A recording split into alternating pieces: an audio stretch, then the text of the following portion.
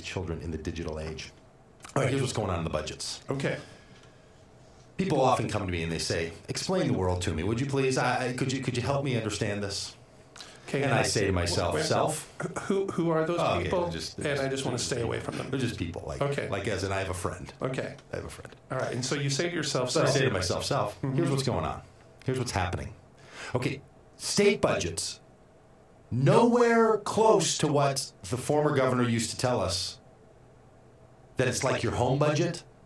The state budget, the state government budget, is nothing like your home budget. It's built around a whole other set of factors than your home budget. Okay. Your home budget tends to start with the amount of money that you have. Yeah. And you have guarantees of that money based on agreements that you've made with your employer. Sure. Or business investments that you have. State's budget, on the other hand, is all based on predictions of how a number of factors are going to play out. So government budgets, the way governments make their money is either by some small amount of investments or through taxation. Right? We all know this. And taxation comes from multiple streams. Well, what governments have to do is predict, guess, anticipate, or budget for how much money is going to come in. And there's a very complex set of issues that need to be taken into account to determine how much money will we have a year from now, 18 months from now, or 2 years from now. And in Minnesota, we run on a budget for every 2 years. Biennium. A biennium. So what they're having to do is to make predictions about how much tax revenue will there be next year and the following year. Well, that's complicated because you don't know how much money people are going to earn because there's income tax.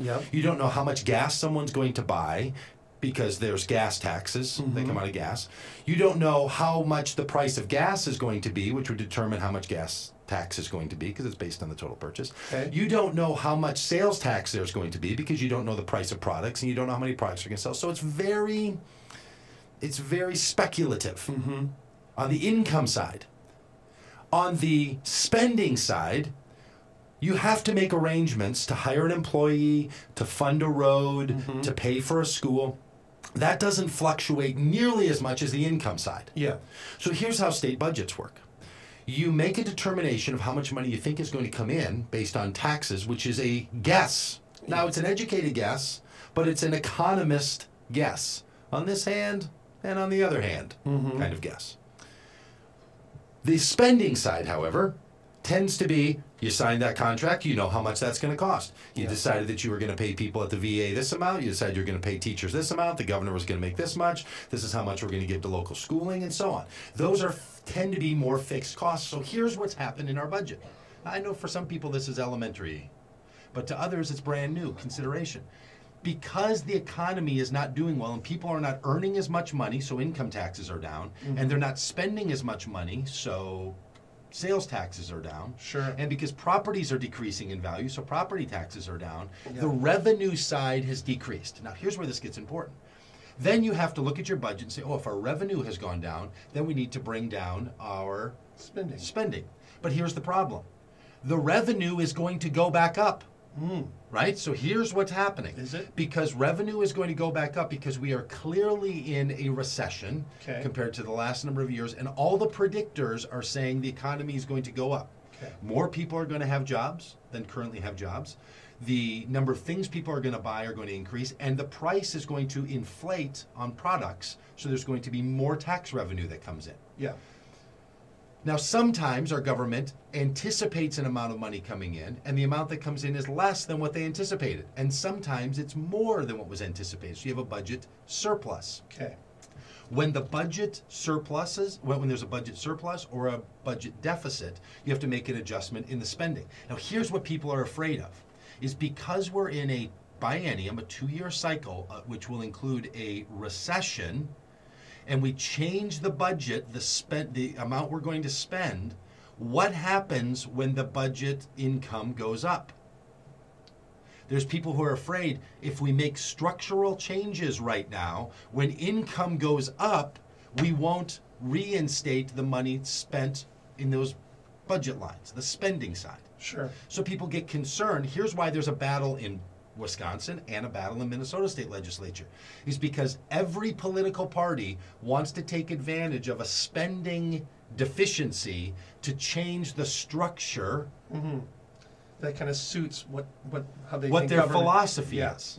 So the reason there's a big fight going on is not that we don't have enough money, it's that each side wants to take advantage to change the spending side and the taxing side while you're in a recession, just as both sides want to do that when you are in a time of surplus. Sure.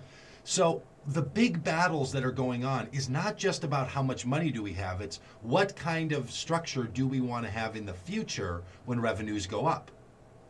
So if you don't get, well, of course we don't have enough money in the state, we should cut spending. The problem is spending cuts tend to be permanent. Yeah. Tax increases tend to be permanent. So what will happen, many of us progressives think, if you cut spending because revenues are down, then when revenues go back up, the conservatives are going to say, give that money back to people as a tax cut. Yeah. Instead of raise the spending side.